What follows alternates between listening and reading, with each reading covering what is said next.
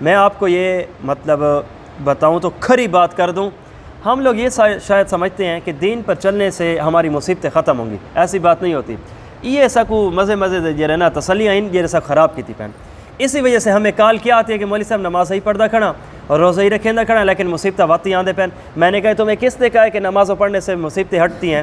یہ بات یاد رکھنا، یہ دنیا ہے، جہاں پہ تکلیف ہو راحت بھی ہو اسے دنیا کہتے ہیں، جہاں پہ صرف راحت ہو اسے جنت کہتے ہیں، اور جہاں پہ صرف تکلیف ہو اسے جہنم کہتے ہیں۔ اور اگر تم طلب کرنے لگے ہو کہ راحت ہی راحت ہو تو اس کا مطلب ہے تم چاہتے ہو کہ اللہ مجھے موت دے اور میں جنت میں جاؤں۔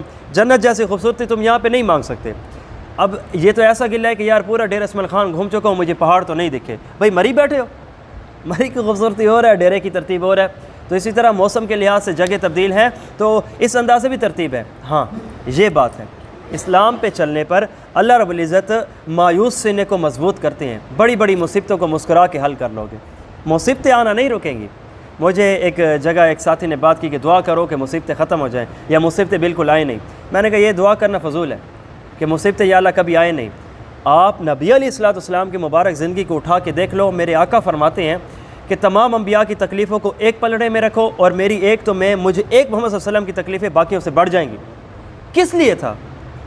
اور اللہ رب العزت نے فرمایا ہے حدیث قدسی اور نبی علیہ السلام نے حدیث میں کہ یہ بات تمہیں واضح طور پہ پتہ ہو کہ تکلیفیں آئیں گی، یا اللہ پھر اس کا نفع کیا ہوگا؟ ارشاد فرمایا جب تکلیفیں آئیں گی تو اللہ رب العزت کے ہاں تمہارا ایک کرنسی بڑھے گی، تم اس کو بدلے میں جو سہتے ہو نا، اور جو چیز نفع بنتی ہے اس ہی کو تو آخرت کی کرنسی یعنی نیکی کہتے ہیں۔ جس طرح امریکہ میں ڈالر چلتا ہے، جس طرح سعودیہ میں درہم دینار چلتا ہے، تو اسی طرح ریال چلتا ہے، تو اسی طرح آخرت میں نیکی چلے گی۔ میں آپ کو اس پر ایک اور عجیب قسم کی حدیث بتاؤں۔ حدیث پاک میں آتا ہے آقا علیہ السلام ارشاد فرماتے ہیں کہ فرشتہ ہوتا ہے جنت میں، ہم میں سے ہر ایک کی جنت بنا کے اچانک رک جاتا ہے، اور دوسرا چلتا ہوا فرشتہ اس کے ساتھ سے گزرتا ہے اور اس مزدور فرشتے سے پوچھتا ہے کہ یہ آدھی بنا کے تم نے جنت کو کیوں چھوڑ دیا ہے؟ خوبصورت محل تھا، آدھا بنا ہوا ہے، آدھا چھوڑ دیا ہے۔